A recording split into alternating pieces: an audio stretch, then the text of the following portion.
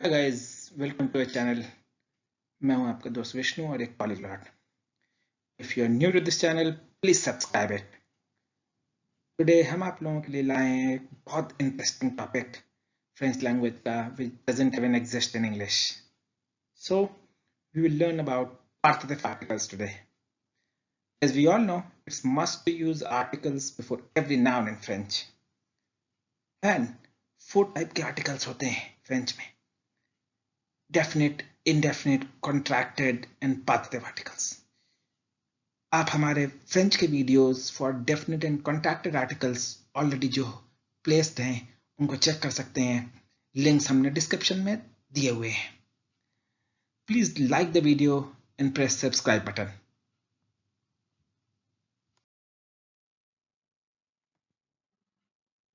So now we come to partitive articles. And partitive articles सिर्फ 4 तरीके के होते हैं, like definite and contracted articles, और हम सिमिलर टेक्निक्स भी फॉलो करते हैं उनके प्लेसमेंट के लिए। अब अगर पार्टिव आर्टिकल्स की बात करें तो इन 4 में पहला आता है दे। उसको हम प्रोनाउंस करते हैं दे and it is spelled as DES. Second one is DE space L apostrophe, जो कि उन नाउन्स के पहले यूज होता है जो कि वॉवेल से स्टार्ट होते हैं। तीसरा है DU and the fourth one is the la. Now because French is a gender based language, तो as per gender and count of nouns we use them accordingly. और आप इस मैट्रिक्स का यूज कर सकते हैं पार्टिव आर्टिकल्स को अकॉर्डिंगली फिल करने के लिए। अगर आप इस फ्लो चार्ट का यूज करते हैं तो इवन आपको मिक्स सेंटेंसेस दिए गए हैं फिल इन द ब्लैंक्स में या अदरवाइज, आप उनको वेरी इजीली फिल कर पाएंगे। अब now most important thing, please don't confuse these with contracted articles. Contracted articles are used in sense of or from, which is followed by nouns. But these passive articles are used when anything countable, uncountable is there. Means जब आपका noun uncountable हो. So friends, please like the video and press subscribe button. So friends, now let's see which nouns are uncountable और हम कहाँ सिर्फ passive articles का use करते हैं। तो देखिए, most familiar nouns which we daily use or see are nouns related with food items. Now, कैसे food items?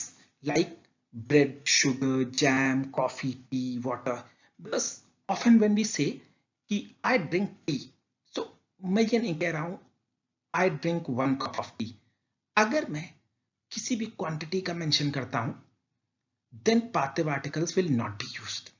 Like if I say 1 cup of tea, 2 kilos of sugar, a spoon of jam, 4 pens, 10 breads, तब partitive articles use नहीं होते। लेकिन अगर हम लोग quantity mention नहीं करते हैं या क्वांटिटी अनसर्टेन है with any of the food items, तब पार्टिव आर्टिकल्स यूज होते हैं। Like various components of our breakfast, our dinner, daily grocery items, etcetera etcetera. Now second category is abstract nouns. Now as we know, abstract nouns वो nouns होते हैं which we cannot see, we cannot touch, but we can feel only. Something like noise, courage, hunger, pain, love, etc., etc. So these can have only and only passive articles. Now here are few examples of such nouns, like il y a du bruit, tu as du courage, elle va de l'amour, je souffre de la douleur à la jambe. For other nouns, जो third category है, these are those nouns which don't lie in above 2 categories. Means ये ऊपर की 2 categories में शामिल नहीं होते हैं। Now इनमें वो nouns आ जाते हैं जो कई बार तो with हम काउंट कर सकते हैं, लेकिन विदाउट क्वांटिटी अगर मेंशन होते हैं। जैसे अगर मैं कहता हूं कि आई आस्क फ्यू क्वेश्चंस, या मुझे कुछ पॉकेट मनी मिली when I am not mentioning any kind of quantity with it. Now friends, जैसा मैंने रेड फॉन्ट में आपको हाईलाइट करके मेंशन किया हुआ है, अगर आपके सेंटेंस में एडवर्ब नहीं है और नेगेशन है, जिसके बारे में हम लोग बाद में डिस्कस करेंगे, तो all these 4 partitive articles change to D E D apostrophe.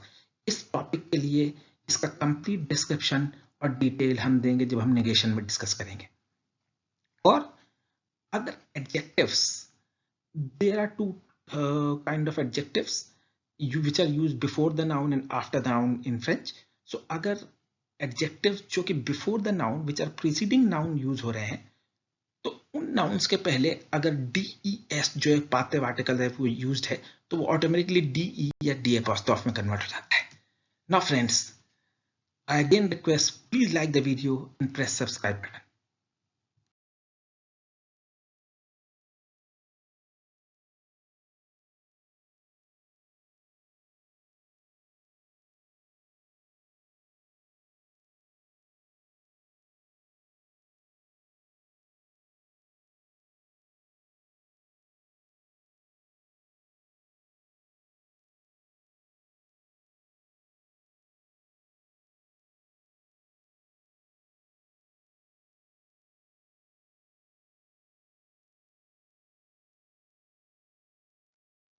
So friends, now let's see few examples using flowchart only for filling partitive articles. So हमने इस टेबल में हर पार्टिव आर्टिकल्स के 2 सेंटेंसेस मेंशन किए हुए हैं। नाउ हमारे जो पहले 2 सेंटेंसेस हैं वो हमारा प्लूरल पार्टिव आर्टिकल DES है, उसके लिए है। जो नेक्स्ट 2 एग्जांपल्स हैं वो the law means DEL apostrophe उसके साथ यूज्ड है।